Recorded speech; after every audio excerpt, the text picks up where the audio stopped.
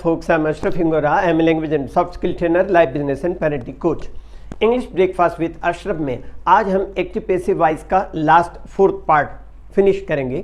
इस तरह से आपका एक्टिव पैसिव वॉइस कंप्लीट हो जाएगा। उसके बाद एक्टिव पैसिव वॉइस की एक्सरसाइजेस के वीडियोस आप देखिएगा। अभी हमने जो बताया पार्ट 3 में, इसके आगे का हिस्सा देखें।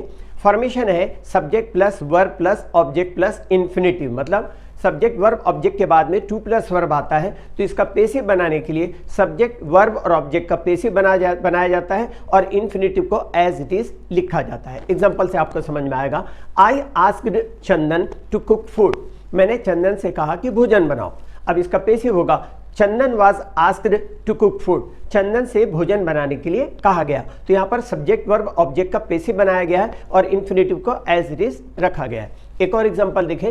He requested Sarita to lend him her book, he requested Sarita to lend him her book, उसने सरिता से अपनी पुस्तक उसे उधार देने की प्रार्थना की।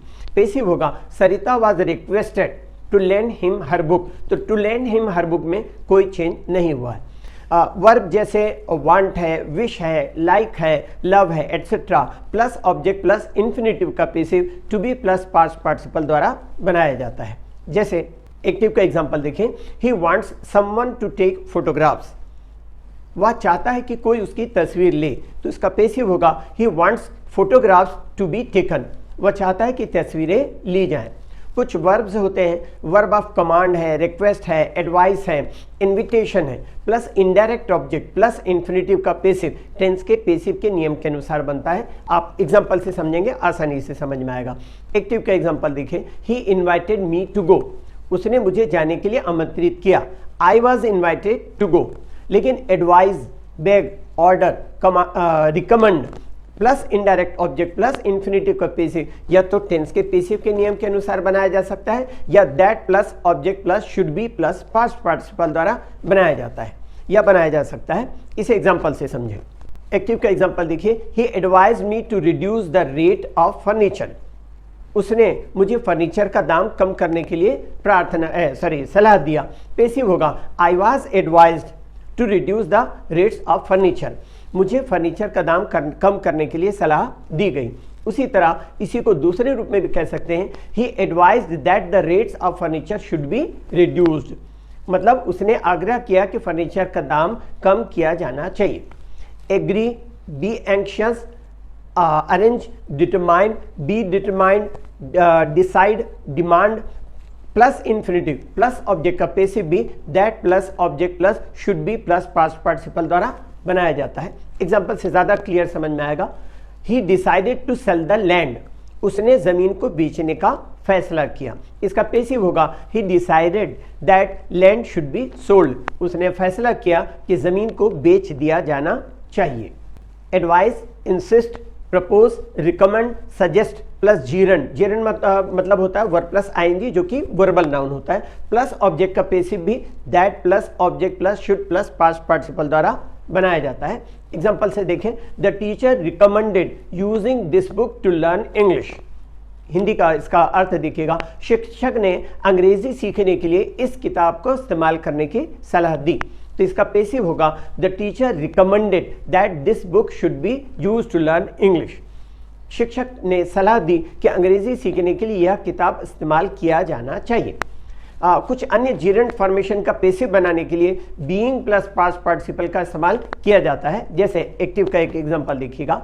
आई remember them taking me to the museum, उनका मुझे संग्रहालय में ले जाना मुझे याद है।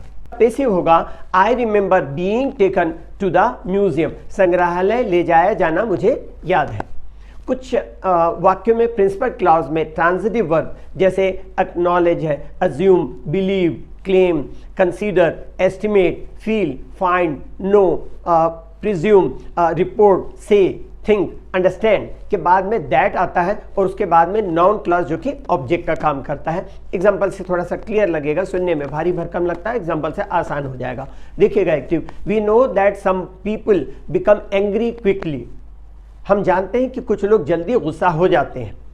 और इसका पेसिव होगा एक और एक्टिव देख लें, उसके बाद उनके 1 बाई 1 में पेसिव बताता हूं। जैसा फिर से मैं इसको रिपीट कर लेता हूं कि we know that some people become angry quickly, हम जानते हैं कि कुछ लोग जल्दी गुस्सा हो जाते हैं। एक और एक्टिव देखिएगा, people consider that he is honest, लोग मानते हैं कि वह ईमानदार है। इनका पेसिव दो तरह से बनाया जा सकता है। फॉर्मूला देख लें पहले, सब्जेक्ट प्लस वर्ब बी, मतलब is am are was verb जो भी होता है बी कहलाता है। Subject plus verb be plus past participle plus to be plus noun या एडजेक्टिव।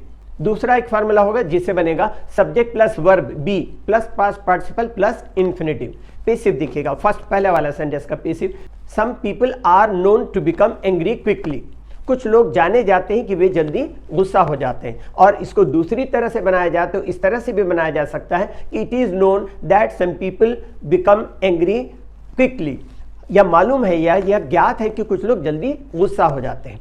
दूसरे का पेसिव दिखेगा, he is considered to be honest, एक तो इस तरह से बनाया जा सकता है, या it is considered that he is honest, ये दोनों तरह से इनके पेसिव बनाए जा सकते हैं। मीनिंग होती है वह ईमानदार माना जाता है, एक्टिव हुआ इसका सेंटेंस। पेसिव का होगा वह यह माना जाता है कि वह ईमानदार है। पेसिव वाइज में अगर वाक्य का ऑब्जेक्ट प्रोनाउन हो या ऑब्जेक्ट वाक्य से ही स्पष्ट हो जाए, जैसे उसे गिरफ्तार कर लिया गया, स्पष्ट है कि पुलिस द्वारा, कचरा हटवा दिया गया, सड़कें बनवाई गई आदि से भी स्पष्ट हो जाता है कि नगर पालिका द्वारा या सरकार द्वारा। ये ऐसे ऑब्जेक्ट को भी वाक्य में लिखने या बोलने में हटाया जा सकता है। स्पोकन इंग्लिश में हुम के स्थान पर हु का इस्तेमाल किया जाता है। इंग्लिश के लिए आप मेरे channel English breakfast with Ashraf and soft skill के लिए Ashraf the mover and shaker को लाइक शेयर एंड सब्सक्राइब करें, कमेंट सेक्शन में कमेंट करें, बेल आइकॉन प्रेस करें और मेरी बुक जरूर पढ़ें। Thanks for watching.